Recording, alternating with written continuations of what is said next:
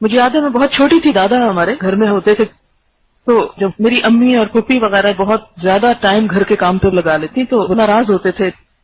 وہ کہتے کہ یہ جن چیزوں کو تم بہت زیادہ ٹائم دے رہی اس میں سے کسی چیز نے تمہارے ساتھ نہیں جانا، ان کو بس اتنا رکھو کہ جس سے کام چلے اور اپنے وقت کو کسی مفید کام میں استعمال کرو.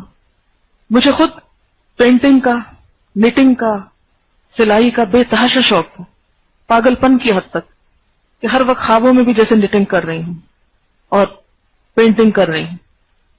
اور میرے والد جب کہیں دیکھ لیتے فوراً ناراض ہوتے، کہتے بہت لوگ یہ کام کر رہے ہیں، اگر تم نہ کرو گی تو کوئی فرق نہیں آئے گا، وہ کام کرو جو کوئی نہیں کر رہا. یہ ان کا جملہ ہوتا تھا ہمیشہ، وہ کام کرو جو کوئی نہیں کر رہا. کیونکہ اب آپ فوراً فتویٰ مانگے کہ کیا نیٹنگ کرنا حرام ہے، یا کیا گھر نہیں صاف کرنا چاہیے، یا کیا برتن دھونا منع ہے، کیا کوئی عبادت نہیں ہے، اس میں کوئی ثواب نہیں ہے کپڑے دھونے یا برتن دھونے؟ ہے ثواب. لیکن اگر کوئی اور شخص جس کو قرآن نہیں آتا وہ اگر آپ کی نیٹنگ کر دیتا ہے یا برتن دھو دیتا ہے تو آپ کو اللہ نے اتنا بڑا علم دیا، نکلے کسی کو سکھائیں، سیکھیں اور سکھائیں کسی کو. کیوں ہم لگے رہتے ہیں، جڑے رہتے ہیں چھوٹی چھوٹی بچتیں کرنے میں کہ ہم خود یہ کام کریں، یا پھر ایک ایکسٹرا سینسٹیوٹی کہ ہمیں پسند نہیں آتا کسی کا. میرا اپنا حال یہی تھا، مجھے کسی کا دھلا ہوا برتن، کسی کا دھلا ہوا کپڑا، کسی کی ہوئی صفائی کبھی پسند نہیں آتی تھی.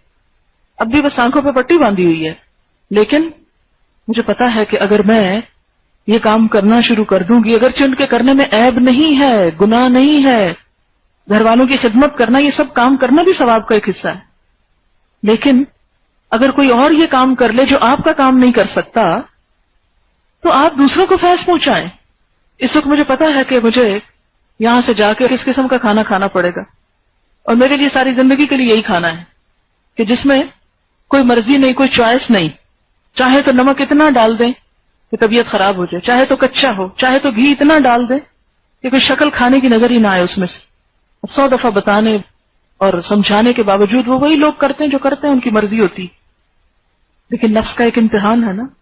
میں یہ سب کچھ اس وقت چھوڑ کے اپنے لیے بہترین کوکنگ کر سکتی ہوں، لیکن کوئی نہیں، اگر تھوڑی سی کم درجے کی بھی ہوئی تو پیٹ ہی بھرنا نا، خیر ہے، کام چل جائے گا. اور دوسری طرف کتنا بڑا لاس ہے کہ اتنے سارے لوگ محروم رہ جائیں اور میں صرف اپنی اور اپنے بچوں کی لذت کا سامان کرتی رہوں بیٹھ کے. حضرت عائشہ کے بارے میں تم پڑھتے ہیں کہ 2 مہینے کھجوروں اور پانی پہ گزارا ہوتا تھا. تو اپنے بارے میں ہم صبر کیوں نہیں کر سکتے؟ نفس کا امتحان ہے، صبر کا امتحان ہے. چند دن کی بات ہے، پتہ نہیں کس دن اگلے دنیا میں روانگی ہے. تو بات یہ ہے کہ باقی دنیا کے کام مباح صحیح، جائز صحیح، ثواب صحیح، لیکن جس کام کے لیے اللہ نے آپ کو چنا، اللہ نے آپ کے ہاتھ میں کتاب پکڑائی، آپ اس سے منہ موڑ جائیں صرف یہ سوچ کر کہ پسند کا کام نہیں اور زیور بنانے ہیں اور بچتیں کرنی ہے. فرمایا بھول جاؤ، کبھی غم نہ کرو، ایسے زیور پہناؤں گا جو دنیا میں کبھی دیکھے ہی نہ